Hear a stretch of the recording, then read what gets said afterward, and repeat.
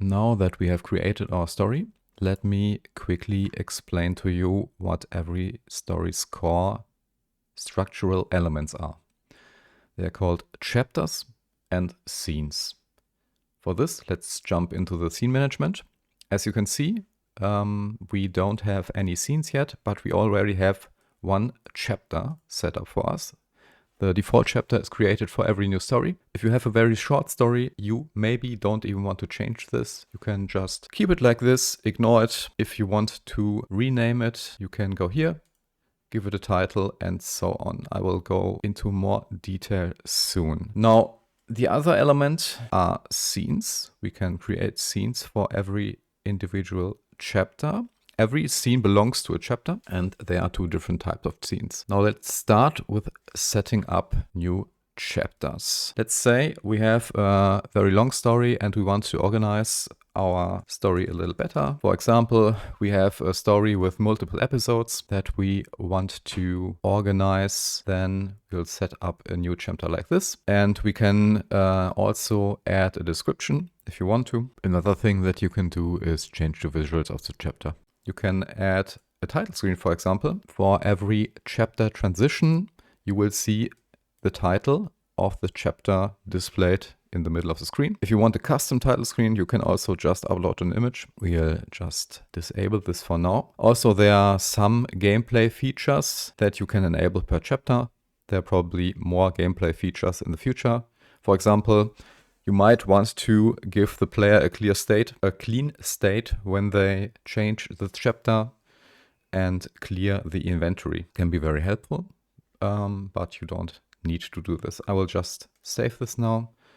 Now you can see we have two different chapters. This is our first one. Let's rename this. That's just the prologue right now. And then we jump into episode 1.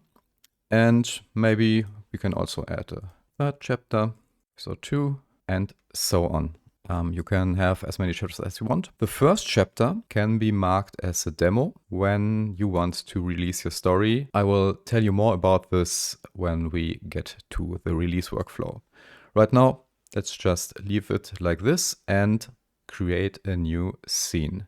Now, scenes have a little bit more settings. As you can see, at the top you can see the chapter that the scene will belong to. Then the second one is a little bit more interesting. That's the scene type. There are two different types of scenes. Normal scenes are locations that your character can visit. And the second one is a detail scene. That's something inside another scene that you want to highlight. I will demonstrate this shortly. For now, let's just create a normal scene. Let's call this our first scene. Then we have to select a background. I already uploaded a few things. Let's go with this one here. We'll just start in the middle of a forest path and select this. The dimensions for normal scenes cannot be changed. They are just always full HD. Now, you can add music or ambience to every scene.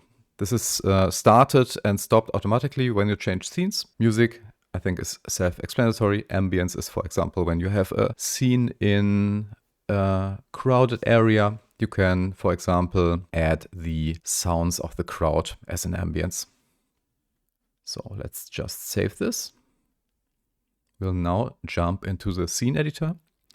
I will talk a little bit more about the scene editor in a separate video.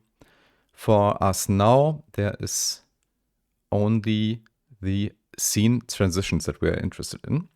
So let's go back, create our other scenes. Let's go with the house. Okay, the next scene. And now we need a detail scene. Window details. Nice. As you can see, first of all, the button is a little messed up. And as you can see, we can change the dimensions here. Also, there are not as many settings as before. For detailed scenes, you can't decide the music or the ambience because these are displayed inside of another scene. I will demonstrate this shortly. For now, let's just save this. And now we want to set up the scene transitions. Start with our first scene. Let's assume when we go here, we will reach the house or the village. So we'll select an exit and we select, of course, not our own scene, but the house. We will then place it here. Let's make it a little bit bigger. And that's about it. We can test it by clicking here. Now we change to the other scene. Okay, so this works out. Now we want to change the scene here, and now we want to add our detail.